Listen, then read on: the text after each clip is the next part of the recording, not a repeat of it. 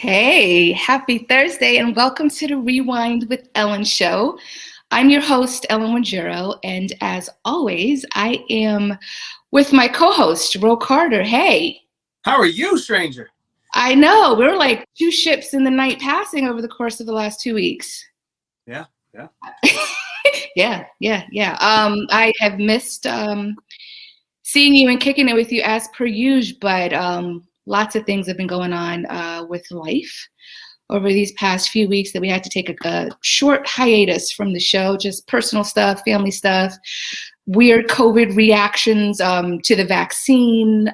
Family member, my mom had an adverse reaction to the Pfizer vaccine that gave her Bell's palsy, which is so random. It's one of those 1 in 1,000 occurrences, and she just happened to be that lucky number one. But she's fine. So as you can imagine, that just had me taking all types of breaks from life just to be there for her. But she's fine, thank God. And then other than that, just living life and trying not to go too stir crazy. How about you? Are you in the Carolinas? I'm in the Carolinas. Which How's is that? it's interesting. So I am starting to appreciate, leaving your routine behind, right? And I'm one of those people that I get so set in my routine, in my ways, that I will get stuck in it. So it's only by force that I leave that that quote unquote rabbit hole that I get to realize, like, wait a minute, it's a whole new life outside of Ellen's bubble, and it's refreshing and it's nice. And the Carolinas are awesome when there isn't COVID, but the weather's nice. It's summer. It's hot. It's humid. It's muggy. It's winter all in one. Okay. I like it. I like it down here. I don't. Got a little glow about you. Right. I mean, between the light and just the good eating that I'm doing. Okay, that's a different glow. That's a whole different Kenyan glow when you got traditional Kenyan food coming at you on a daily basis. Okay. So hopefully you make it back up. Yeah, that's questionable at this point. I mean, being able to work remotely, like why am I rushing home to do what? All right. To do what? I could do everything I was doing at home here, and I have more space. So You better Airbnb your apartment at least. Right. Right? Yeah. You're gonna pay something. Yeah, I'm gonna go back up in about like 3 weeks. I'm not sure. Anyway, but I'm gonna hold her to it, everybody. Ladies and gentlemen, I'm gonna hold her to it. See you in a month. Yeah, y'all might never see me again. So I've been dying to ask you about what you've been up to, because I'm low-key jealous that you got a little tan. Oh, tan. Got your little island shirt on. Where have you been? I was in Puerto Rico, PR. Oh. I've never been to Puerto Rico. Okay. I've been to so many places in my life. I've never been to Puerto Rico. And with COVID, I didn't want to take any chances with like having to, stay at home for another 10 days and quarantine and do all that. So I was like, you know what? This is kind of safer. It's right there under the US. And it was beautiful, man. I'll tell you, March, I was talking to a lot of people that live there. They said March is the best because it's their winter season. But I was like, winter? It's like 80 degrees there. The water now. That's what they call winter? Yes. The temperature of the ocean is a big thing for me. Okay. I need my temperature lukewarm. I need, you extra. Okay. Can't do that. Anything below 60, 65, So the water temp was about 68. So normally I don't do it, but I was like, ooh, this is a nice day. So I did 68. I was in the ocean. We did this crazy hike to the other side where it was like this hidden beach. It was amazing. The people are amazing. Everybody was awesome. If you are to do it, I recommend renting a car, unless you're staying right in Old San Juan or San Juan. Otherwise, the things you want to see, it's just a pain in the behind to get to. And it was crazy to learn that, after the last hurricane that hit them, they didn't have power. Some parts of the island for a year to 14 months. And I was like, wait, what? Like nice hotels, restaurants, apartments you're paying for that are like high end. Like imagine that you have it doesn't matter generator, nothing. You had no power for a year to 14 months. And I was like, I had a blackout the other day in my apartment for like an hour, and I was like, hey, You lost your mind. you know what I'm saying? I'm like, hey. Wow. Okay.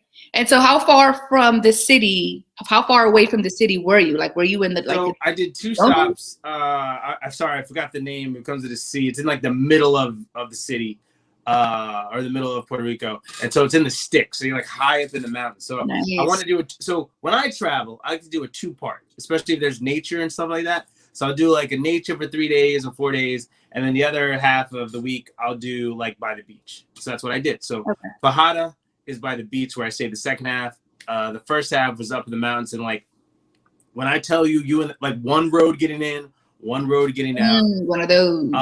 The cab was like, where are we going? I have no clue where we're going. Like, that's how in the middle of the sticks we were. But it was all to ourselves. It was beautiful. Private pool, like everything. There were some horses and donkeys just running around, like, hey, what's up, man? And nature. And then at night it would pour down like that nice, like that movie rain, you know, not like just like, oh, you chilling and the scene is like, all right, have a couple of drinks, just relaxing the lights. So it was a beautiful, relaxing adventure. Like I said, I can't say enough about how amazing the people were. And then my friend who I went with, she was like, she speaks Spanish, and so she was catching up. And so I like, I've traveled a lot, so she looked at me like, oh my God, you don't know how to speak Spanish, so you're gonna be able to survive, like, you know. I was like, first of all, everybody here speaks American anyway. Like, it's not, you know, we're in Puerto Rico. It's not like, you know, still part of the U.S. Yeah, exactly. So it's like, you know, but certain things, because we were like in the sticks, so certain places they were like, okay, you know, but my hand signs are money. Not hand signs, okay. Yeah, I learned this in Brazil, because in Brazil, I wanted to take some medicine, and I didn't want it to be drowsy. I didn't know how to say drowsy, so hold on. This is what I did. Are you serious? And that worked? Oh yeah, like a charm. Boom. That's how good I am. I mean, that's what I do. Let's get that off. Love it. Well, I'm glad you had a good time and you made it back in one piece. Thank you. COVID free. So let's get this party started. Initially, we were just going to focus on a film called Phobias, but then The Banker kind of made its resurgence. And so I realized that a lot of people do not know about this very important film. And so we thought it best that we would highlight it because it's worth highlighting.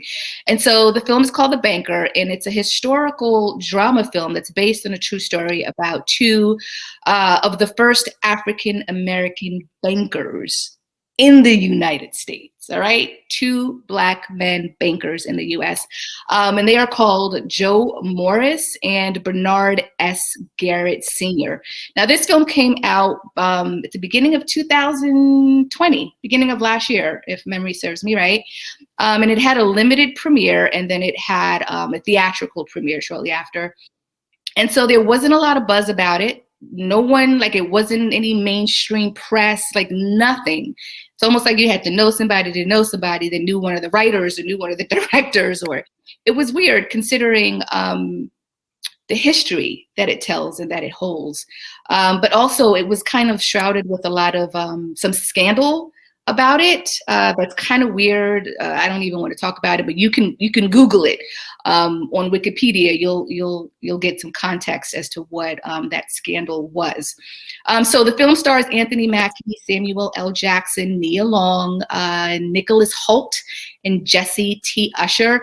And so it's based in the 1960s, and it's about 2 entrepreneurs, Joe Morris, who is played by Samuel Jackson, and Bernard S. Garrett Sr., who's played by Mackie. And so they hatch this ingenious plan to fight for housing integration and equal access to the American dream. So what makes this film so special is how they went about doing that, right? So because it was the 1960s and ain't no banks giving Black men loans, they had to kind of recruit this white middle-class guy and teach him and train him on how to be a businessman. Like, that concept is crazy. And then now they had to pose, Samuel L. Jackson posed as this white man's chauffeur, and Mackie posed as the janitor, right? Because they had to go along with this white guy wherever he went to make sure that he was spewing the correct jargon to come across as a legitimate businessman. Did you get a chance to see the film yet, or Well, no? I actually saw it during COVID. Nice. So Okay. I guess when you got a new phone, you got free Apple TV. And so I was like, oh, and that was one of the movies on there. And I was like, why did I hear about this? Right. It's crazy. You have two. This is how crazy it sounds what you just said. There's two Marvel stars. Marvel movies have made over more than $1 billion. Right. And we heard nothing about this. Crickets. Look. And then they put it out on Apple TV. That's not a platform a lot of people even knew was an option back then, and even still now. Really. I know 3 black people with Apple TV, and they borrowed it from a friend. Come on now. Right. So it's like, I get that, if the scandal is the direction they're trying to go with the reasoning behind not pushing this, okay, whatever. However, the facts that are, that are in this story, I think, there were some people that were just like, maybe we don't want to tell Black people about financial independence that started back in 1960s. Maybe we don't want to tell or show people about the racial inequalities in the banking practices.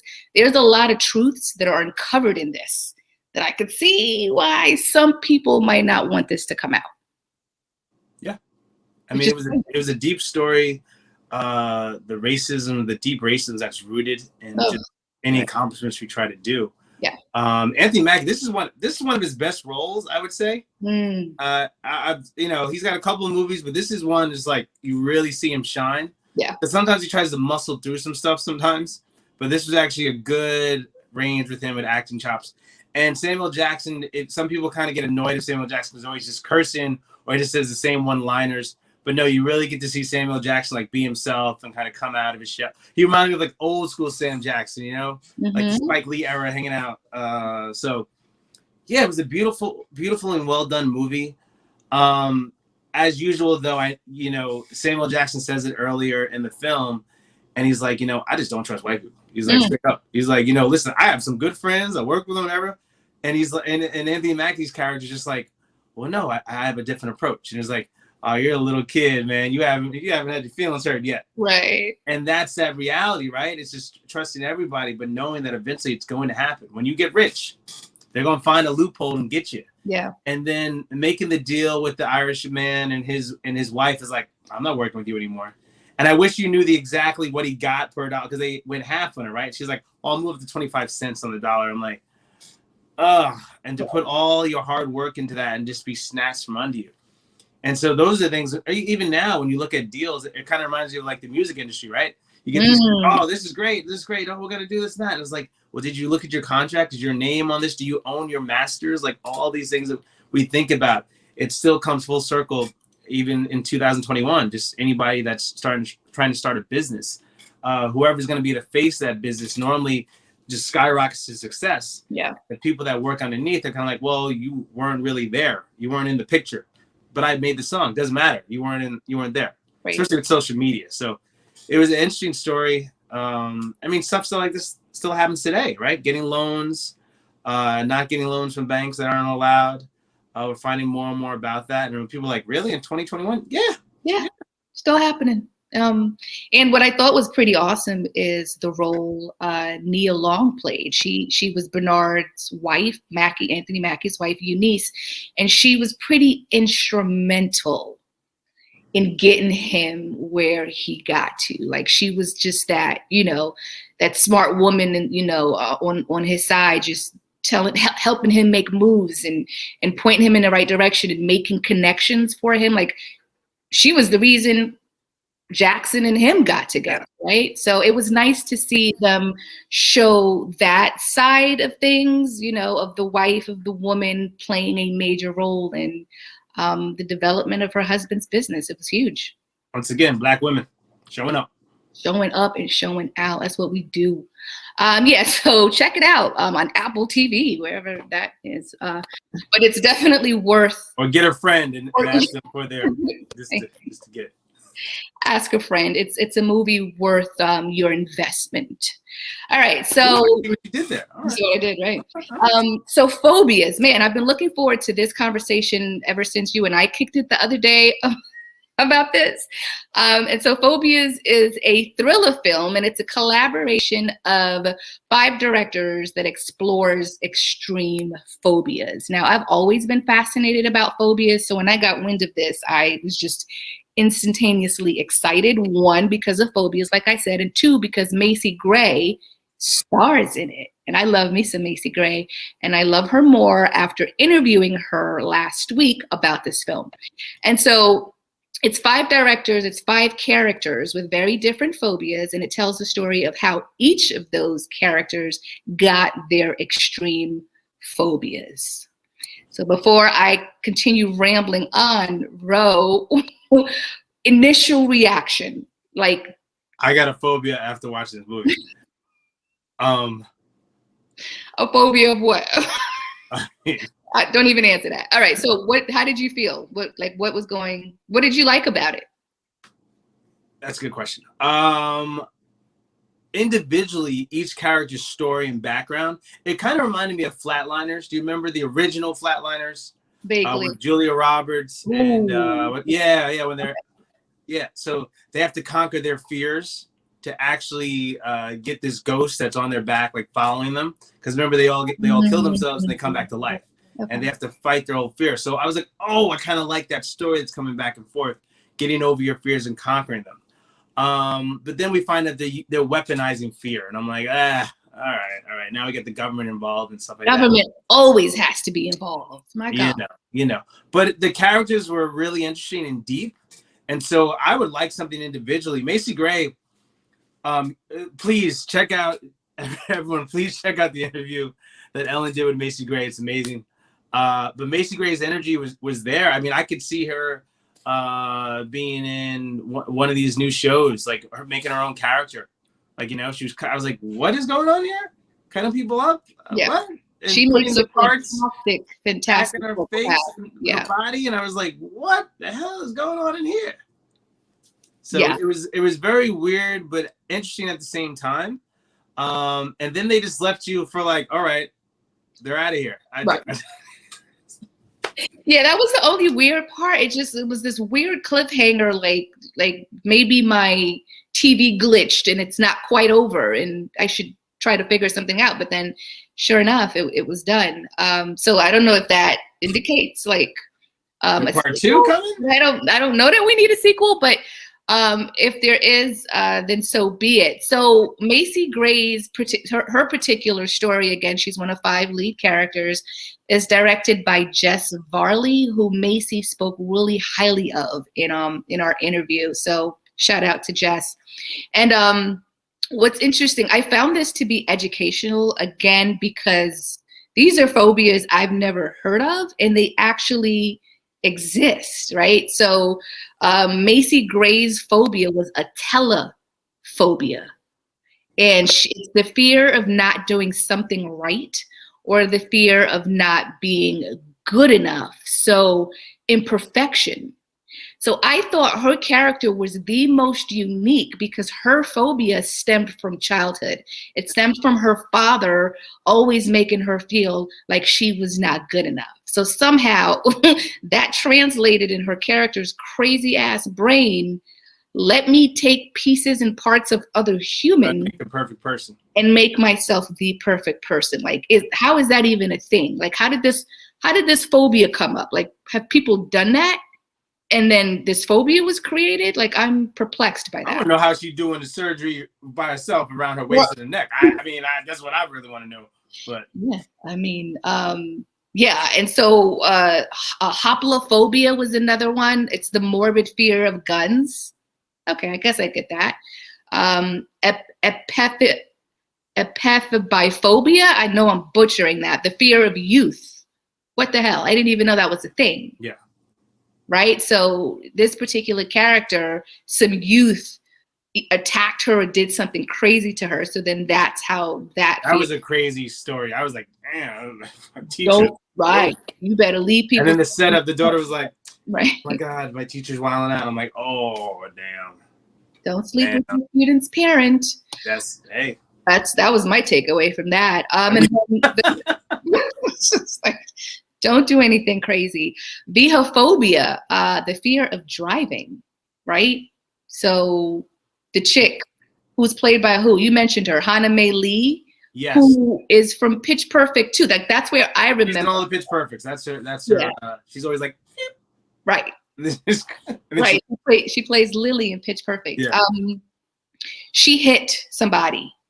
And so that's how her fear was born, or something along those lines. Well, purposely hit the person, right? Trying to steal the guy's money. So that's right. That's right. It wasn't like it was by accident. She Well, no, I thought they tried to, they robbed him. No. Remember the guy tried to rob him, her boyfriend.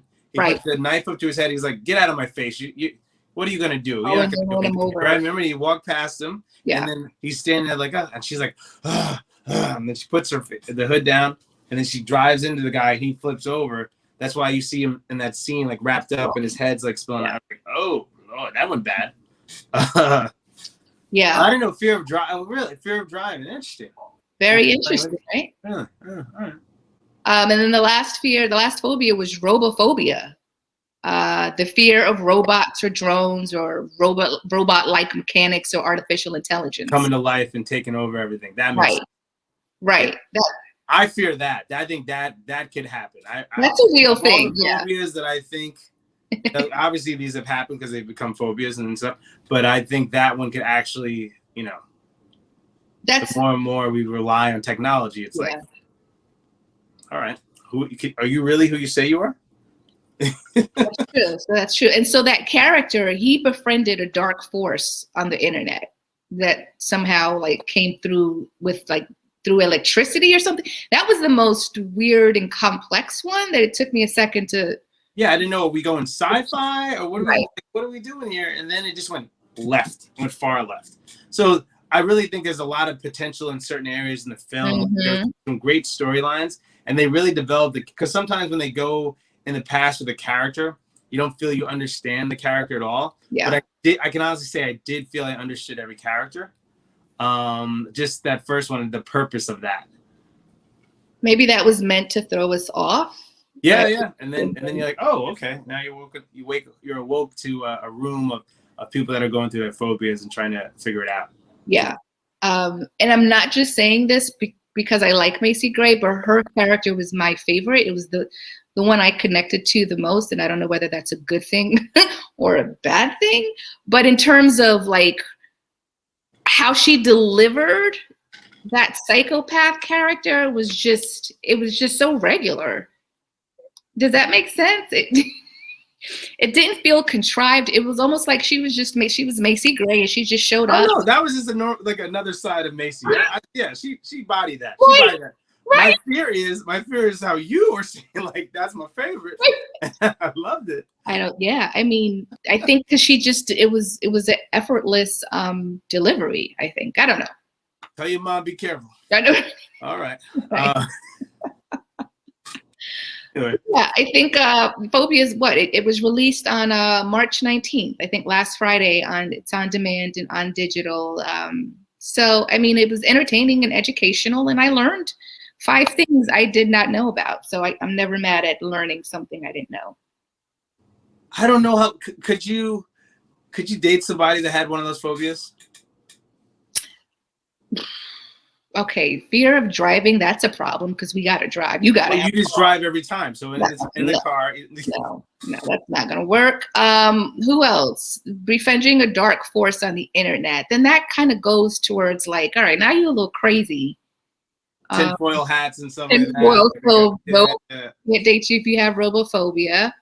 What was the other one? Could I date you if you had a fear of imperfection? Yeah, no. Then you're a serial killer. You're a killer. So no. Well, I think we kind of some would date that.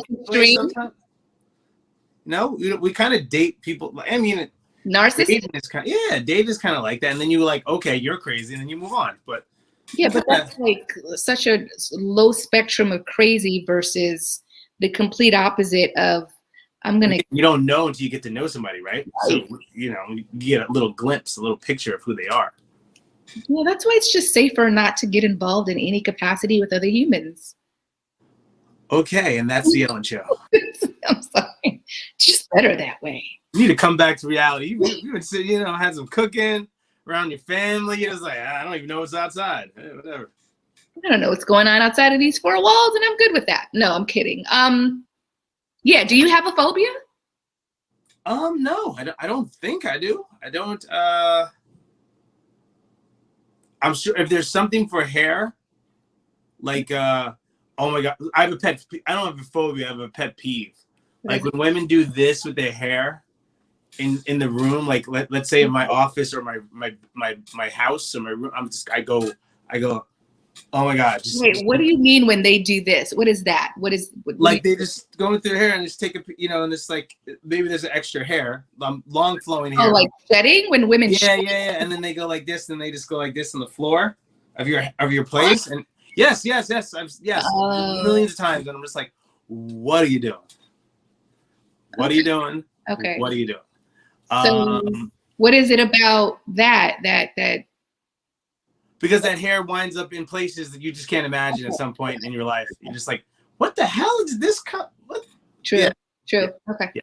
That's it. I don't think anything else. No, pretty good. Pretty good. Right. I really fear. I'm not afraid to go in the water or anything like that. I'm not afraid of like, animals in terms of that. What about heights? No, I'll try it. I do not like roller coasters. Okay. I do. I've been on roller coasters more than 10 times, but I don't like. I'm like, that's okay.